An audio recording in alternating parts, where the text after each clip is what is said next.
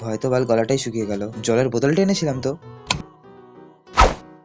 ভাই, আরে ভাই ওঠ না। ওকে কি? বল ভাই, বল বল বল। ভাই মনে হচ্ছে না ভাই, ঘরে মনে হচ্ছে ভূত টুত কিছু আছে। কি ভূত? হ্যাঁ, না না, কিছু হয় না ওইসব। তুই ঘুমা, আমাকেও ঘুমাতে দে, বেকার বেকার জাগালো। ঘুমা ঘুমা। তোর পেছনে দেখ।